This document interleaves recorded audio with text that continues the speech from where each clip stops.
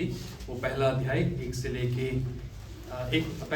1 से लेके 17 पद तक है। और हम परमेश्वर के वचन को आदर देते हुए अपने स्थानों पे खड़े हो जाएंगे और परमेश्वर के वचन को पढ़ेंगे। लूका का सुसमाचार पहला अध्याय 1 से लेके 17 पद तक। ये परमेश्वर का वचन है। ये कहता है, बहुतों ने उन बातों का जो हमारे बीच में बीती हैं इतिहास लिखने में हाथ लगाया है, जैसा कि उन्होंने जो पहले ही से इन बातों को देखने वाले और वचन के सेवक थे हम तक पहुंचाया।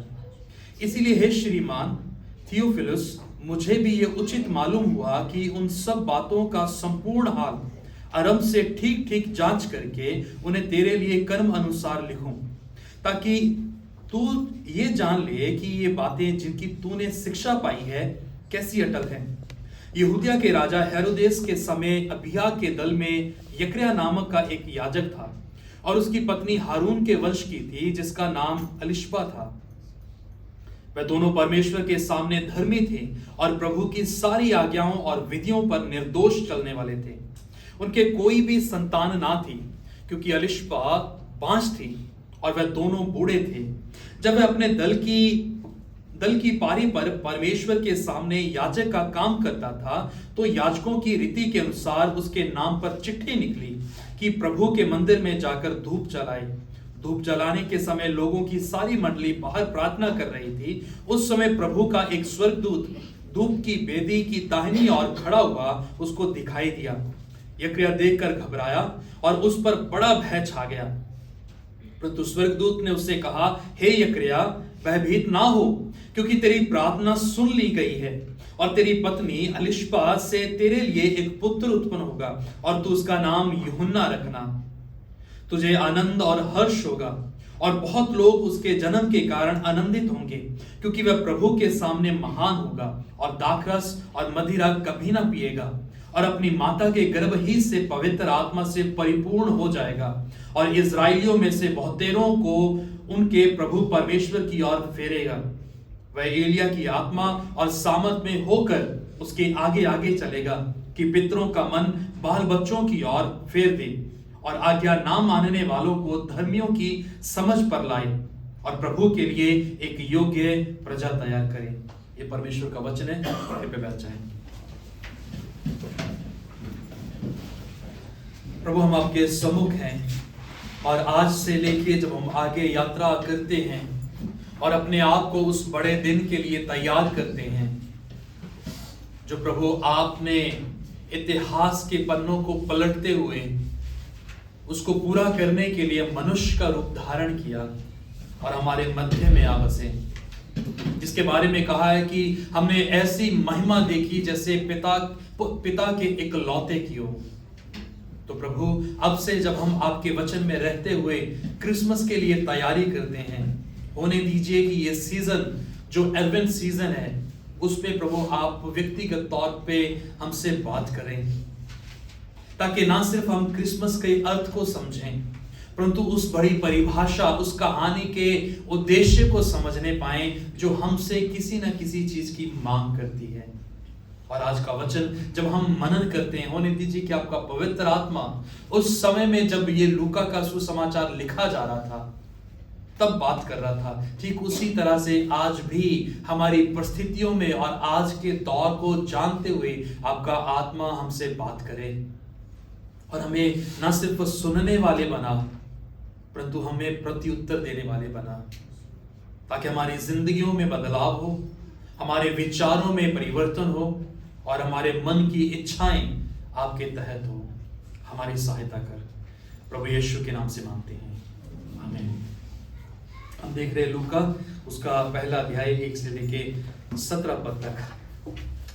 1900 में 19th सेंचुरी में एक झुंड था जो साउथ पोल की ओर बढ़ रहा था, जिसे दक्षिण ध्रुव भी कहा जाता है। और वो जगह जो है सबसे, दुनिया के हिस्सों की बात की जाए या समतल की बात की जाए तो वो सबसे कठिन जगह है जहां पे लोगों का सरवाइव करना ना सिर्फ मुश्किल होता है परंतु असंभव होता है, क्योंकि वहां पे ठंड इतनी कड़क होती है कि मनुष्य जो है वो खड़ा खड़ा बर्फ बन जाता है। और ये झुंड जो है उस जगह पे अपने अनुभव के लिए जा रहा था और जैसे जैसे समय दर समय वो आगे बढ़ रहे थे और समय बीत रहा था, उन्होंने देखा कि जो कुछ वो देख पा रहे हैं वो सिर्फ सफेद है। या कहें कि उन सारी चीजों को मानो हिम ने ढक लिया हो, मानो बर्फ ने या स्नो ने ढक लिया हो, और हर चीज सफेद उन्हें दिखाई दे रही थी। और ठंडी हवा मानो उनके बदन को ऐसे चीर रही थी जैसे कोई चाकू से या छुरी से उनके जिस्म को चीर रहा हो। इतना भयानक दृश्य वो कहीं ना कहीं जो सुहावने से शुरू हुआ था, एक भयानक दृश्य वो बनता जा रहा था। और जैसे जैसे वो उस तस्वीर की ओर या उस मंजिल की ओर बढ़ रहे थे, रास्ता और भी ज्यादा भयानक, अनुभव और भी ज्यादा भयानक हो रहा था, क्योंकि अब उनका संपर्क जो है बाकी दुनिया से छूट रहा था। उनके मोबाइल के सिग्नल जो थे खत्म हो रहे थे, नेटवर्क जो था, लोगों से बातचीत जो है वो खत्म हो रही थी, और वो झुंड जो है आपस में अकेला पड़ गया था। और अब ये वो समय आ गया था उनके जीवन में जहां पे सबसे ज्यादा जो सुनाई दे रहा था उनको उस समय में, वो सिर्फ और सिर्फ चुप्पी थी। जैसे कहा जाता है when silence speaks louder than words, जब शांति जो है या चुप्पी जो है वो शब्दों से अधिक आवाज करके सुनाई देती। और ये झुंड जो उस साउथ पोल की ओर बढ़ रहा था, इनका ये अनुभव था कि वो अपनी चुप्पी को सबसे ज्यादा सुन पा रहे थे। उनके सांस लेने की आवाज मानो ऐसे थी जैसे साउंड सिस्टम में या स्पीकर में कोई बड़ी ध्वनि जो है वो गूंज रही हो। और ये इनका अपने आप में एक भयानक दृश्य था जब चुप्पी साधी गई थी।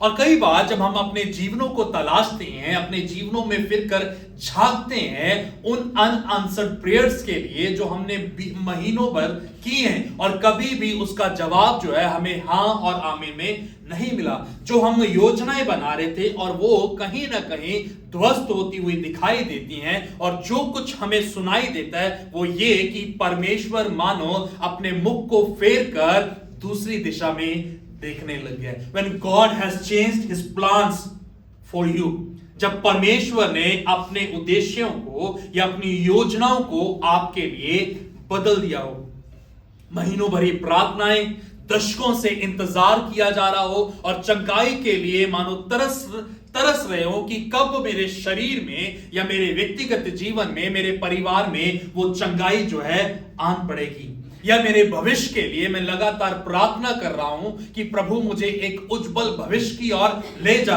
या मैं जीवन साथी के लिए प्रार्थना कर रहा हूं लेकिन मेरी प्रार्थना जो है वो सिवाय चुप्पी के और कुछ भी नहीं है। परमेश्वर का मानो कोई भी हस्तक्षेप जो है वहां पे नहीं है।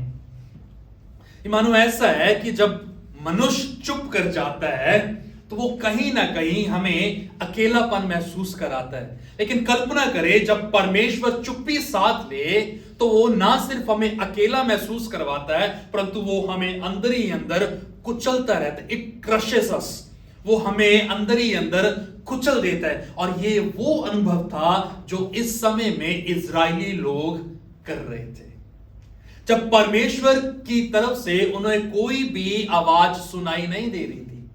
400 साल का बड़ा अंतराल उनके और परमेश्वर की आवाज सुनने में आ गया था। उनके पास नबी थे जो पुराने नियम में हम देखते हैं पवित्र शास्त्र से लगातार परमेश्वर की आवाज सुनी जा रही थी, लेकिन सीधे रूप से इन 400 वर्षों में परमेश्वर ने ना तो कोई नया प्रकाशन, ना नई नबूकत, ना कोई नया वायदा अपने लोगों को दिया। और लोग इस तरह का अनुभव जो है कर रहे थे कि मानो परमेश्वर ने अपने मुख को फेर दिया हुआ। और हम जब अपने जीवनों को देखते हैं, हो सकता है कि आपका अनुभव आज के दिन में, बीते सप्ताह में या चल रहे समय में कुछ इसी प्रकार से हो रहा हो, जहां पे आप परमेश्वर से पूछ रहे हो कि परमेश्वर क्या आप वास्तव में परमेश्वर है भी या नहीं, क्या वास्तव में सिंहासन पे विराजमान है भी या नहीं। क्योंकि यहां पे अनुभव जो है क्वाइट सिमिलर है परमेश्वर के लोगों का, इजरायली लोगों का, जब परमेश्वर की आवाज उस समय में अन्य जाति लोगों तक पहुंचाई जा रही है, वो तरस रहे हैं कि कब परमेश्वर की आवाज जो है उन्हें सुनाई देगी। और यहां पे हम देखते हैं कि जब परमेश्वर चुप्पी साध लेता है, उसका अर्थ यह नहीं होता कि वो उसकी गैर मौजूदगी है, यानी कि वो उपस्थित नहीं है, बट ही रिमेन्स साइलेंट। वो चुप्पी साध लेता है, लेकिन हमेशा आपकी परिस्थितियों में वो बना रहता है। वो सो नहीं रहा होता, परंतु एक बड़े कार्य के लिए चीजों को तैयार कर रहा होता है। गॉड साइलेंस, जो परमेश्वर की चुप्पी है, वो समय है जब परमेश्वर अपने लोगों को एक बड़े मुकाम के लिए तैयार कर रहा होता है। लेकिन वो समय भयानक है। वो समय जो है अपने आप में डरा देने वाला, बहका देने वाला है। और इसीलिए जब हम इस खंड की ओर रुख करते हैं, एक अध्याय 1 से 17, जिसको हम इस शीर्षक के अंतर्गत देखेंगे, बिफोर द फर्स्ट क्रिसमस, पहला क्रिसमस जो मनाया गया था उससे पहले की कहानी। It's a story before the story. Christmas की जो कहानी है, एक से लेके जो लूका के सुसमाचार में पाते हैं, उसके इंट्रोडक्शन में कहें या उसका परिचय प्रस्तावना देने के लिए ये कहानी हमें यहां पे बताई जा रही है। जहां पे चरनी जो है अभी बनाई नहीं गई थी, अभी तक स्वर्ग दूतों के द्वारा से कोई भी गुणगान जो है नहीं गाया गया था, अभी तक चरवाहों ने आपस में हल्ला नहीं किया था, आनंद नहीं मनाया था, अभी तक मरियम ने पवित्र आत्मा से गर्भवती होकर या उससे पहले स्वर्गदूत जो उसके पास आया था उसको उस वायदे के लिए हां नहीं कहा था। ये सारी कहानियों से पहले की कहानी, और इसीलिए ये महत्वपूर्ण है कि हम इस कहानी के ऊपर ध्यान लें कि जब क्रिसमस नहीं था तो क्या था। It's a story before Christmas. जो पहला बिंदु हम यहां पे देखते हैं, अ सीजन ऑफ फेथफुल वेटिंग। एक वो समय जो बड़ी उत्सुकता के साथ, विश्वास योग्यता के साथ किया जा रहा है, विश्वास से भरे इंतजार का समय, जो यहां पे जो दो लोगों का जिक्र आता है वो कर रहे थे। और ये अपने आप में बहुत रुचि प्रदान है कि लूका का सुसमाचार जो है वो कहानी जिसके साथ शुरू कर रहा है वो मरियम की कहानी से शुरू नहीं करता, जैसे मत्ती का सुसमाचार शुरू होता है। मत्ती का सुसमाचार अगर आपने ध्यान से पढ़ा हो तो एक लंबी चौड़ी फहरिस्त हमारे पास मिल जाती है, जहां पे नामों की सूची दी गई है। हर तरह का नाम वहां पे हमें उपलब्ध मिलता है जो यीशु मसीह की वंशावली का हिस्सा है। और उसके तुरंत बाद हमें मुलाकात होती है मरियम से, जिसके साथ परमेश्वर का आत्मा बात करता है और उसे कहता है कि परमेश्वर के पवित्र आत्मा के द्वारा तुम क्या करोगे, तुम गर्भवती ठहरोगी और एक बेटे को जन्म दोगी। लेकिन ये लूका जब हम समय निकालते हैं और पढ़ते हैं, यहां पे हमें पता चलता है कि लूका इन सारी कहानियों के साथ शुरुआत नहीं करता। वो शुरुआत करता है एक चुप्पी के साथ, एक इंतजार के साथ, जो एक लंबे समय से लोग जो हैं अर्थात जकरिया और अलिशबा जो है कर रहे हैं। लेकिन इस बीच में जो परमेश्वर कर रहा है, परमेश्वर इस समय में इस साधारण दो विश्वासियों के जीवन को तैयार कर रहा है। उनका इंतजार लंबा था, लेकिन परमेश्वर ने जो चुनाव किया, परमेश्वर ने चुनाव किया कि वो लोगों को तैयार करने के लिए रोमी साम्राज्य जो वहां पे राज्य कर रहा था उसके साथ बात नहीं करेगा, यरूशलेम जो पवित्र नगर कहलाता है वहां पे जाके बात नहीं करेगा, परंतु वो जाएगा एक साधारण जोड़े के पास जो अपने वृद्ध अवस्था में है, अपने जवानी की उम्र को पास कर चुके हैं, जो इंतजार में बैठे हैं और उनके जीवन में मानो एक चुप्पी जो है वो इतनी फैली हुई है कि उनके जीवन का आनंद जो है खत्म हो गया है। लेकिन उस बीच में परमेश्वर क्या करता है, उन्हें एक लंबे समय के लिए तैयार कर रहा है। जो अद्भुत बात यहां इस जोड़े के बारे में हम पाते हैं, जो यहां पे लिखा हुआ है 6 पद में, अगर आप देखें मेरे साथ, वहां पे लिखा है ये दोनों जो थे पति पत्नी, दोनों परमेश्वर के सामने धर्मी थे और प्रभु की सारी आज्ञाओं और विधियों पर निर्दोष चलने वाले थे। यानी कि ये कोई आम इंसान नहीं थे कि कोई भी हो, लेकिन ये वो लोग थे जिनके बारे में परमेश्वर का वचन हमें बताता है कि ये धर्मी लोग थे। ये वो लोग थे जो परमेश्वर के नियम कानूनों के ऊपर ध्यान लगाते थे, उसकी गतिविधियों के अनुसार अपने जीवन को जिया करते थे। बावजूद इसके उनका इंतजार महीना, साल, सालों नहीं, परंतु एक लंबा अरसा था जो परमेश्वर की तरफ से कर रहे थे। और अद्भुत बात जो उदासनीय भी है, जो 7 पद में हमें बताया गया है कि ये वो जोड़ा था जहां पे पत्नी जो है, अलिशबा जो है, वो बांझ थी। ना सिर्फ बांझ थी, परंतु वो दोनों बूढ़े हो चुके थे। परमेश्वर जिस समय में उनके जीवन में हस्तक्षेप कर रहा है, देयर वॉज नो एविडेंस, कोई भी उनके जीवन में वो तत्व नहीं था, सबूत नहीं था जिसके आधार पर हम कह सकें कि ये उस समय में जी रहे थे जब परमेश्वर के लिए बात करना आसान हो। अक्सर हम कहते हैं कि मेरा सीजन जो चल रहा है, मेरा समय जो चल रहा है, बहुत अच्छा गुजर रहा है परमेश्वर के रहम से। मैं जिस चीज को छूता हूं, मैं जो चीज करना चाहता हूं, परमेश्वर उसमें आशीष दे रहा है, दे देता है। लेकिन इस जोड़े के साथ, इन दो व्यक्तियों के साथ, पति पत्नियों के साथ, पति पत्नी के साथ कुछ भी अच्छा घट नहीं रहा था।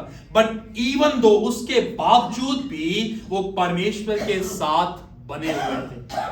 अ सीजन ऑफ फेथफुल वेटिंग, विश्वास योग्यता के साथ परमेश्वर की व्यवस्था को, उसके नियमों को, उसकी गतिविधियों को थामे हुए थे। मैं सोचता हूं कि अगर कोई परमेश्वर के वचन से पलटना चाहता था तो इनके पास बहुत अच्छा अवसर था परमेश्वर को छोड़ने का, परमेश्वर से मुख परे करने का और परमेश्वर को ताने देने का कि परमेश्वर क्या है ये, कि हम तेरे लोग हैं, हम धर्मी लोग हैं, हमारे जीवन में कोई भी ऐसी बात नहीं है जो तेरी इच्छा के खिलाफ हो, हम किसी का बुरा नहीं करते, हम सबके साथ खड़े रहते हैं, हम व्यवस्था को फॉलो करते हैं, जैसा आपके वचन में कहा गया उसका अनुसरण करते हैं। बावजूद इसके हमारे जीवन में कोई खुशी नहीं है। और एक पति पत्नी के लिए सबसे बड़ी खुशी शादी के बाद जो होती है वो है संतान को पा लेना। और यहां पे जो हमें दृश्य मिलता है वो ये मिलता है कि ये पत्नी जो है, अलिशबा जो है, वो बांझ है। ना सिर्फ वो बांझ है, परंतु उनकी उम्र जो है वो खत्म हो गई है। लेकिन तब भी बावजूद उसके they were firmly holding fast or holding tightly to the promise of God. बावजूद इसके वो मजबूती के साथ परमेश्वर के वायदे को थामे हुए थे। यदि परमेश्वर ने कहा है, सूनर और लेटर वो पूरा होगा ही होगा।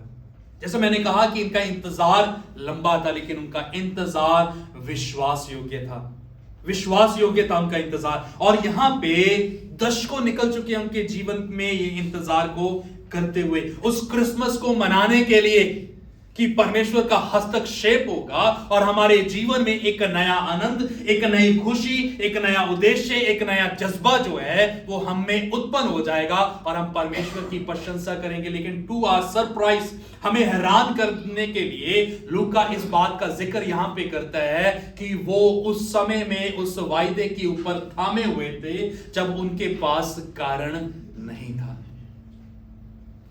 ये उस कहानी को दिखा रहा है, या कहें कि लूका इस कहानी को इसीलिए महत्वपूर्ण सोचकर, समझकर इस यहां पे रख रहा है सुसमाचार में, क्योंकि ये उस सीजनल फेथफुल वेटिंग को दिखाता है जो परमेश्वर अपने लोगों से एक्सपेक्ट करता है। हम परमेश्वर के लोग बहुत बार अपने जीवनों में उत्सुक हो जाते हैं, अपने जीवनों में हलचलों को देख के गलत फैसले ले लेते हैं और बाद में हम उसके लिए पछताते कि ये मैंने क्या कर दिया। It was good if I would have been waited, कि यदि मैं परमेश्वर का इंतजार कर रहा होता तो भला होता, तो आज मैं जो यहां पे हूं, मैं आज इस मुकाम में, इन परिस्थितियों में ना होता, यदि मैंने परमेश्वर का इंतजार किया होता। पुराने नियम में एक जोड़ा और भी है जिसका जिक्र आता है, अब्राहम का और सारा का।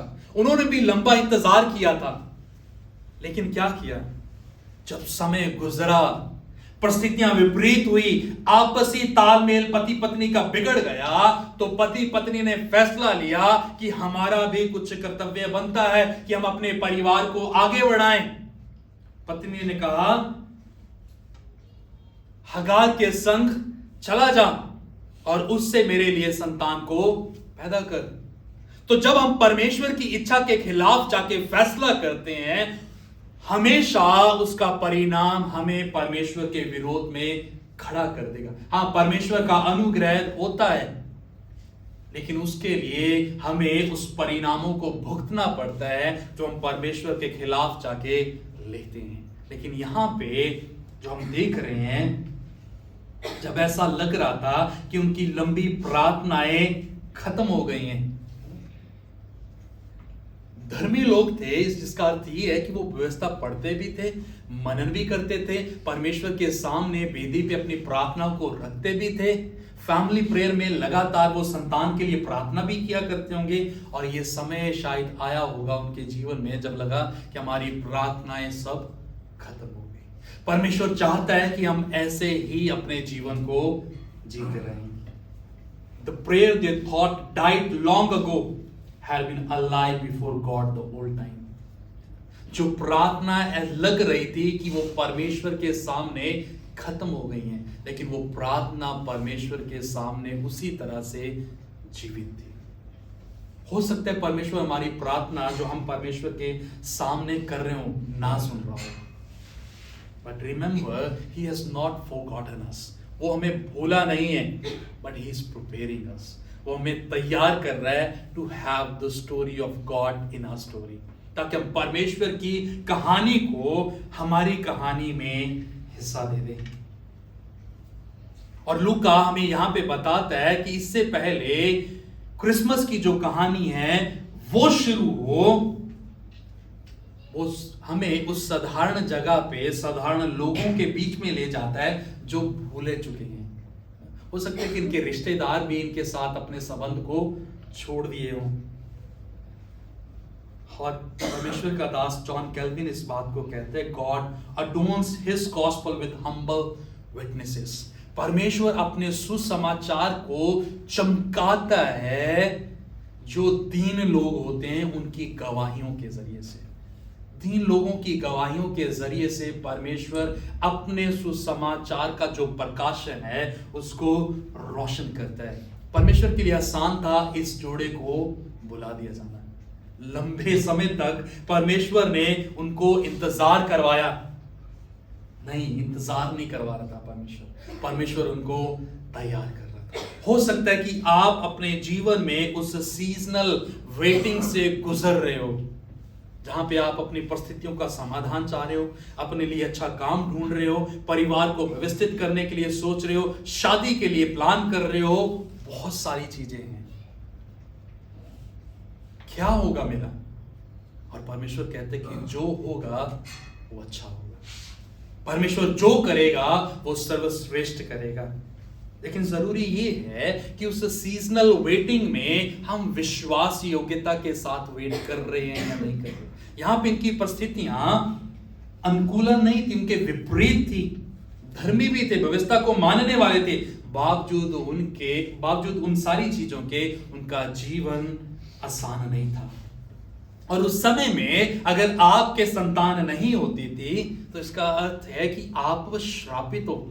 आप ना सिर्फ परिवार में, ना सिर्फ समाज में आपका निरादर किया जाएगा, आपको परिवार में भी तवज्जो नहीं दी जाएगी। उस हालत में ये दोनों पति पत्नी जो है गुजर रहे थे, बट गॉड ऑनर्ड। परमेश्वर ने उनके जीवन को सम्मानित किया, जो इस बात को दिखाता है even when God is silent he is working.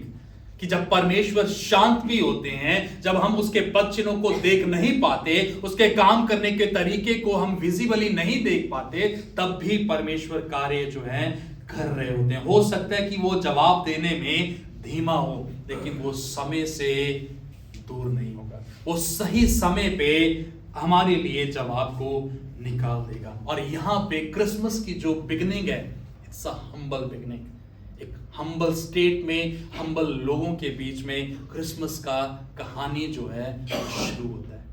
It's a story before a story. दूसरी चीज जो हम यहां पे देखते हैं, अ डिवाइन डिसरप्शन और अ होली इंटरप्शन। एक ऐसा हस्तक्षेप जो दिव्य है, जो परमेश्वर की तरफ से हुआ है। हजारों साल पहले या सेंचुरीज पहले नबूक की गई थी, भविष्यवाणियां की गई थी कि इस तरह से परमेश्वर अपने इकलौते को एक कुंवारी मरियम के द्वारा से इस संसार में भेजेगा। लेकिन 400 साल का अंतराल जो है या इंतजार जो है वो किसी की आशा को भी तोड़ देगा। अगर मैं अपने लिए बात करूं तो मुझे सबसे ज्यादा कठिनाई जो होती है वो वेट करने में होती है। मैं इंतजार नहीं कर, मैं इंतजार जब कुछ देर होता है, जहां समय पे कोई चीजें शुरू नहीं होती, जहां कोई इंतजार करवाता है, उससे मुझे ना सिर्फ इरिटेशन होता है लेकिन मैं उसमें फिर रिएक्ट करने लग जाता हूं। और बहुत लोग ऐसा करते हैं जब इंतजार लंबा होता है। और यहां पे इस्राएलियों के लिए इंतजार जो था वो सैकड़ों वर्षों का था। उनको बता दिया गया था कि भविष्यवाणियां की गई हैं, परमेश्वर का पुत्र इकलौता जो है वो कुंवारी मरियम के द्वारा आएगा, यशायाह नबी की भविष्यवाणी के द्वारा। लेकिन 400 साल नहीं होगा। कैसे संभव हो सकता है? और यहां पे जब हम देखते हैं स्टोरी बिफोर अ स्टोरी, जो 8 पद में हम आते हैं कि एक दल था याजकों का, जब वह अपने दल की पारी पर परमेश्वर के सामने याजक का काम करता था, यानी कि जकरिया याजक का काम करता था, तो याजकों की रीति के अनुसार उनके नाम पर चिट्ठी निकली। यानी कि अद्भुत बात जो परमेश्वर के वचन की है, जकरिया के साथ परमेश्वर तब बात कर रहा है या तब उसके जीवन में हस्तक्षेप कर रहा है जब वो परमेश्वर के घर में पाया जा रहा है। और ये सिर्फ साल में एक दफा होता था कि याजक परमेश्वर के अति पवित्र मंदिर में स्थान में जाता था धूप जलाने के लिए। अगर वहां पे मानो 50 याजक हैं तो कितने साल इंतजार किया होगा उसने? 50 साल। और जब पर्चियां डाली जाती होंगी, हो सकता है उसकी पर्ची आने में देर हो रही होगी। कल्पना करेंगे तो ये अपने आप में बड़ा अद्भुत है। पर्चियां डाली हैं और जब पर्चियां उठाई जाएंगी तो मन में क्या होता है? उत्सुकता, मेरा नाम निकल जाए। हो सकता है बाकी जो याजक थे वो परिवार वाले होंगे। और उस बीच में मैं सोचता हूं कि जब जकरिया अपनी पत्नी से बातचीत करके मंदिर की ओर उस दल के पास जाता होगा तो ये दोनों प्रार्थना करते होंगे और कहते होंगे, प्रभु आज ये चिट्ठी निकाली जानी है, सहायता कर कि आज मेरा नाम ही हो जाए। लेकिन नहीं, पर्चियां डाली गई, नाम किसी और का। और आज अरसों बाद, एक बड़े दशकों के बाद चिट्ठियां डाली गई 9 पद में। तो याजकों की रीति के अनुसार चिट्ठियां, उसके नाम पर चिट्ठी निकली कि प्रभु के मंदिर में जाकर धूप जलाए।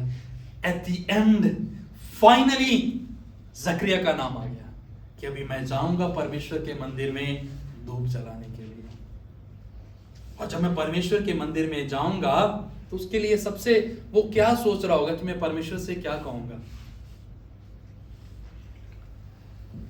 यदि परमेश्वर आपको कहे कि आज इस समय में इस जगह पे मैं आपसे मिलूंगा, तो आप क्या सोचेंगे कि मैं क्या कहूंगा प्रभु को? मैं क्या बात करूंगा?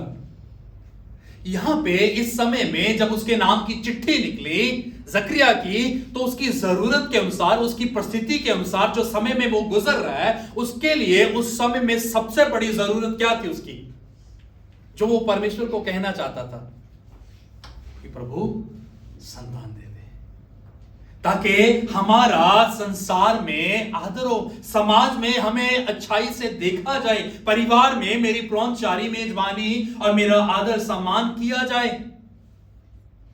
लेकिन क्या लिखा है यहां पे? तो याजकों की रीति के अनुसार उसके नाम पर चिट्ठी निकली कि प्रभु के मंदिर में जाकर धूप जलाए। धूप जलाने के समय लोगों की सारी मंडली बाहर प्रार्थना कर रही थी। उस समय प्रभु का एक स्वर्गदूत धूप की वेदी की दाहिनी ओर खड़ा हुआ, उसको दिखाई दिया। जकरिया देखकर घबराया, उस पर बड़ा भय छा गया। तो तब स्वर्गदूत ने उससे कहा, हे जकरिया भयभीत ना हो, क्योंकि तेरी प्रार्थना सुन ली गई है। प्रार्थना तो उसने वेदी पे की नहीं।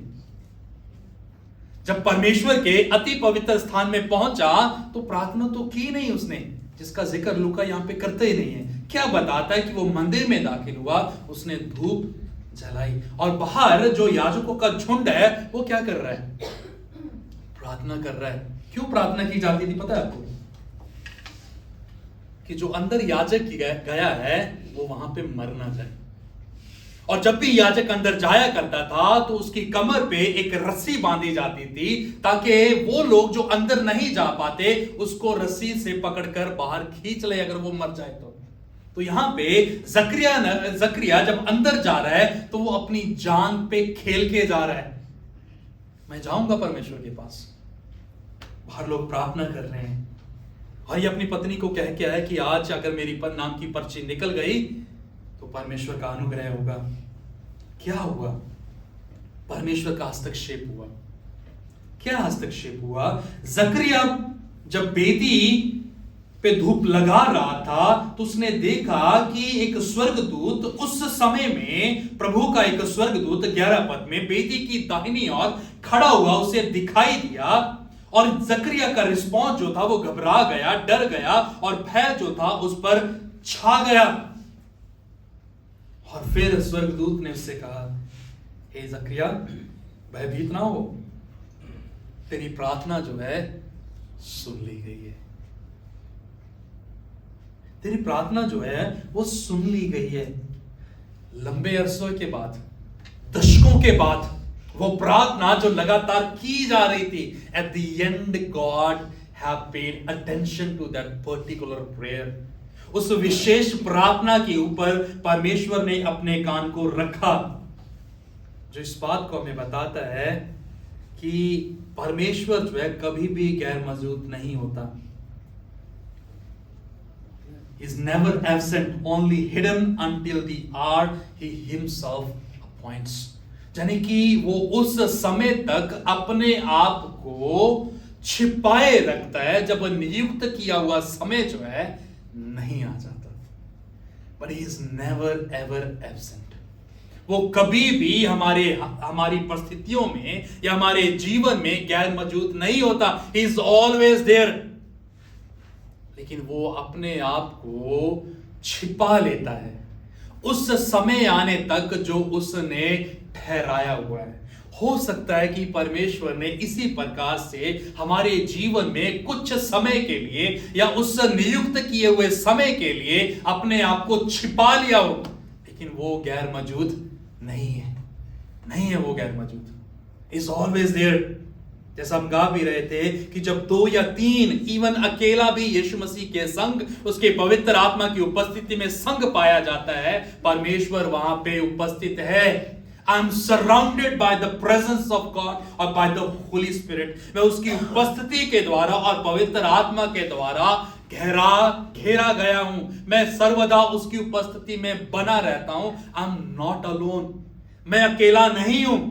परमेश्वर जो है वो एब्सेंट नहीं है, उसने सिर्फ छिपाया हुआ है उस समय तक के लिए जो उसने नियुक्त किया हुआ है। और ये समय जकरिया के लिए अभी आ पहुंचा। और जब समय आया तो स्वर्गदूत ने क्या कहा उसको, हे जकरिया, भयभीत ना हो। क्यों घबरा रहा है? क्यों डर रहा है? क्यों तू हैरान हो रहा है कि ये क्या हो गया? खुश हो, क्योंकि तेरी प्रार्थना जो है वो सुन ली है। तेरी पत्नी अलिशबा जो है तेरे लिए एक पुत्र को जन्म देगी, और तू उसका नाम क्या रखना? यूहन्ना रखना तू उसका नाम। और उसका रिजल्ट क्या होगा? आनंद और हर्ष होगा।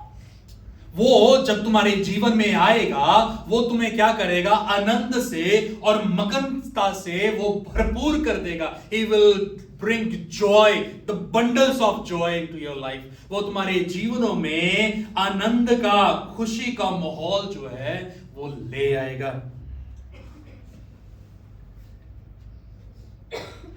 क्या रिस्पॉन्स होगा उसका सुन के? जब जकरिया को परमेश्वर का स्वर्गदूत ये बात कहता है, क्या हो रहा होगा? क्या चल रहा होगा? जो ये बात यहाँ पे हम सीख रहे हैं होली इंटरप्शन के बारे में, एक बात और है जो हम यहाँ पे एम्फेसाइज करेंगे या सीखेंगे, वो ये कि God disturbs human routines to unveil his divine plan. वो अक्सर हमारा जो अपनी योजनाएं होती हैं उसको तहस नहस करता है ताकि वो अपनी योजना को पूरा कर सके। मेरी योजना क्या है, मेरे प्लान्स क्या है मेरे जीवन के लिए, वो सीमित है, वो कुछ समय के लिए हैं और वो अपने आप में संपूर्ण भी नहीं है, सिद्ध भी नहीं है। लेकिन परमेश्वर क्या करता है, हमारे बिखरेपन में, in a brokenness, God intervenes and interrupts everything. परमेश्वर हमारे बिखरेपन में हस्तक्षेप करता है और हमारे जीवन में अपनी योजना को व्यवस्थित करने के लिए, स्थापित करने के लिए हमारे जीवन में उथल पुथल मचा देता है। And most of the time we don't like his interruption.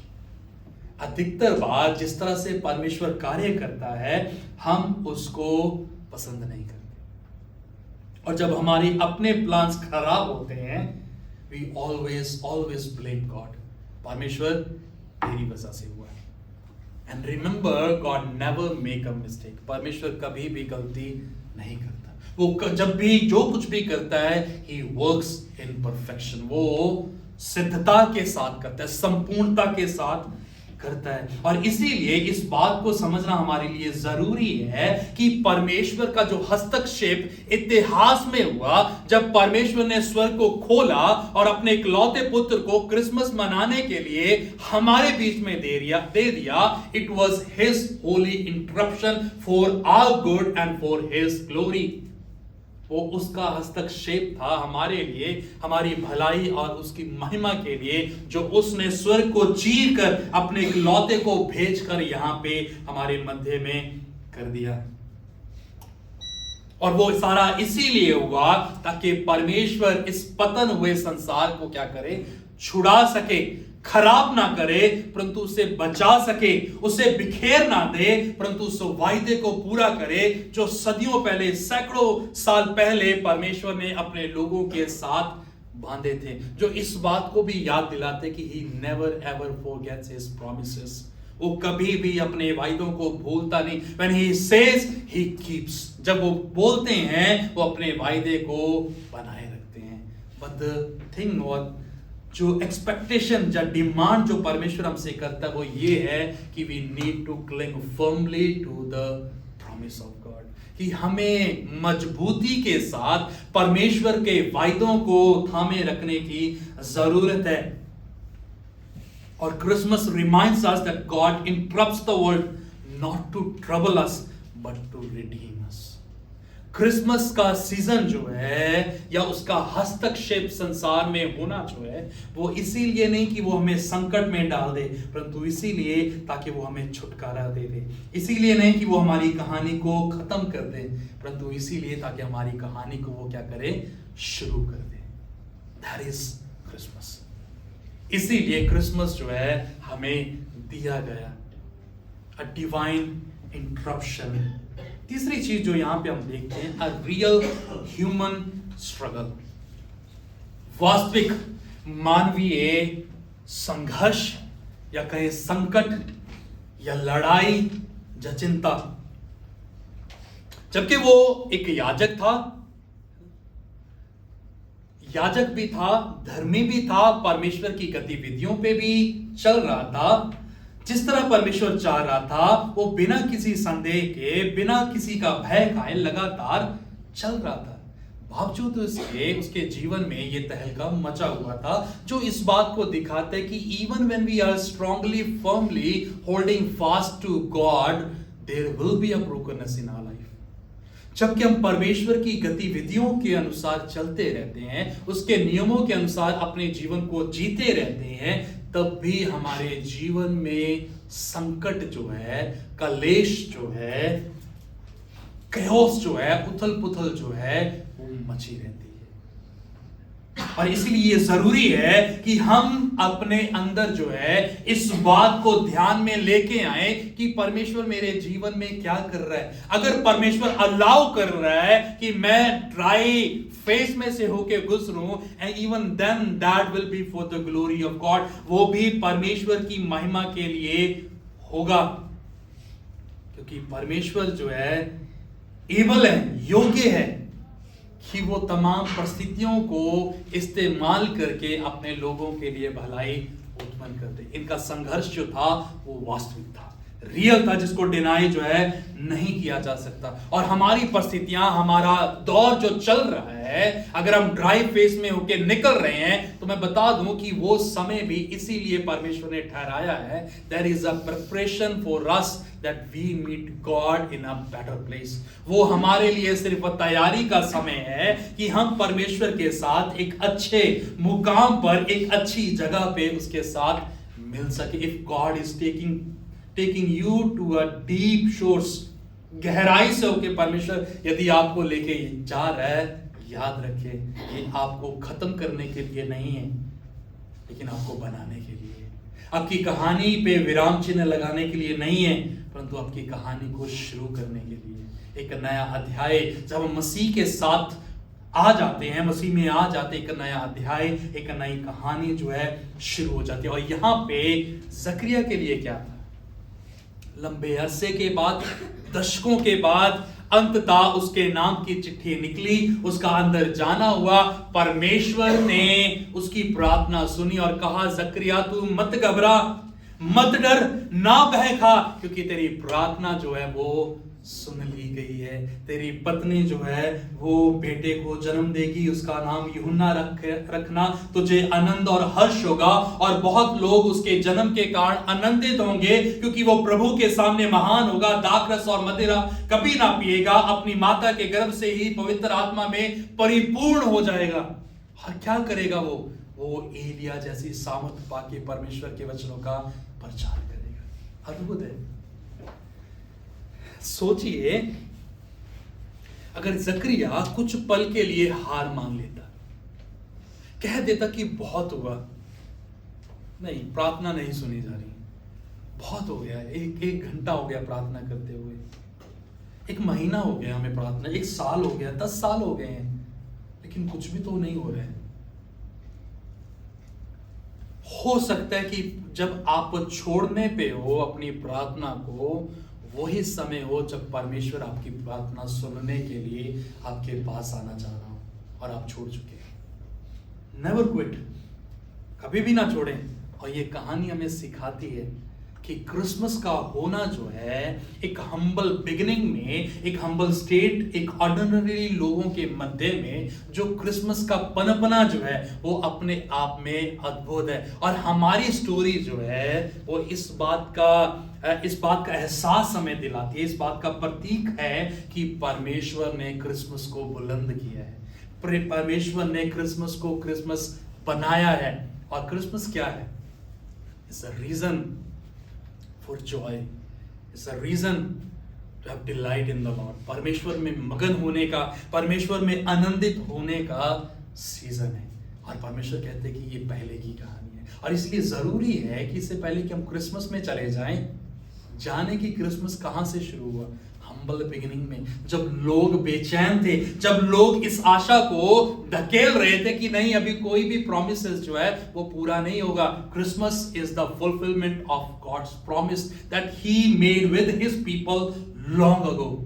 सदियों पहले प्रॉमिस, वायदा जो परमेश्वर ने अपने लोगों के संग किया था, उसका प्रकटीकरण है क्रिसमस। इस बात को दिखाता कि परमेश्वर ने अपने वायदे को रखा है। और जकरिया की, उसकी पत्नी की प्रार्थना सुना जाना जो है, इस बात को दिखाता है कि जो उसकी वेदी पे अर्पित की गई प्रार्थनाएं हैं वो कभी भी खाली नहीं जाती हैं, कभी भी नहीं जाती हैं। There can be a delay, वहां पे देरी हो सकती है, लेकिन कभी भी वो दरकिनार नहीं की जाएंगी। God's silence does not mean he is absent. परमेश्वर की चुप्पी इस बात को नहीं दिखाती कि वो गैर मौजूद है, पर ही हैज हिडन हिमसेल्फ। उसने अपने आप को कुछ समय के लिए छिपाया है, ताकि सही समय आने पे वो अपने आप को आपके सामने रख सके। जकरिया और उसकी पत्नी के लिए परमेश्वर ने अपने आप को छिपाए रखा, लेकिन समय आया, दशकों बाद उनकी प्रार्थना सुन ली गई। हो सकता है आपकी प्रार्थना सुनी नहीं जा रही हो, जो आप कर रहे हो, छोड़े नहीं। मजबूती के साथ थामे रखें, वायदों के ऊपर बने रहें कि जो परमेश्वर ने कहा है जरूर करेगा, उसी तरह से वो अपने वायदे को पूरा करेगा बिफोर क्रिसमस। आया प्रार्थना करें। प्रभु, ये जकरिया और एलिशबा की जो कहानी है, ये हमें याद दिलाती कि हमारी परिस्थितियां भी इनसे अलग नहीं है। वो उस समय में संतान की खोज में थे, वो उस समय में अपनी परिस्थितियों को सुलझाने के प्रयास में थे, और हम भी प्रभु बहुत बार इसी परिस्थितियों में होके गुजरते हैं, जहाँ पे प्रभु जी हम तलाश कर रहे हैं, समय की खोज कर रहे हैं कि कब वो समय आएगा जब मेरे परिवार में आनंद आएगा, कब वो समय आएगा जब मेरा जीवन उद्धार पाएगा, कब वो समय आएगा जब मेरे जीवन में वो खुशी का, आनंद का माहौल होगा, कब वो मेरे जीवन में वो समय आएगा जब मैं पारिवारिक तौर पे परमेश्वर की आराधना करूंगा, कब वो समय आएगा जब मैं कह सकूंगा कि मैंने परमेश्वर से मांगा और परमेश्वर ने मुझे दे दिया। वो कब समय आएगा परमेश्वर जब मेरा काम बन जाएगा, वो कब समय आएगा जब मुझे शारीरिक रूप से चंगाई मिल जाएगी, वो कब समय आएगा जब परमेश्वर के द्वारा नियुक्त किया हुआ जीवन साथी मुझे मिल जाएगा। बहुत सारे सवाल हैं प्रभु हमारे मन में, जिसके इंतजार में हम बैठे हुए हैं लंबे अरसे से, और हमारी आशा परिस्थितियों के चलते छूट रही है और हमारा विश्वास कहीं ना कहीं कम होता जा रहा है। लेकिन होने दीजिए कि इस क्रिसमस के सीजन में आप हमारे विश्वास की समीकरण को बढ़ाएं, हमारे विश्वास की सीमाओं को एक नई दिशा दें, ताकि जिस तरह विपरीत परिस्थितियों के बावजूद इन्होंने मजबूती के साथ उन वायदों को थामे रखा, हम भी आपके वायदों को थामे रखें। और आपका चुप होना आपकी एब्सेंस नहीं है प्रभु, लेकिन होने दीजिए कि हम उस समय का इंतजार करें जो आपने हमारे लिए ठहराया है। धन्यवाद प्रभु आपके वचन के लिए, मसीह यीशु के नाम से।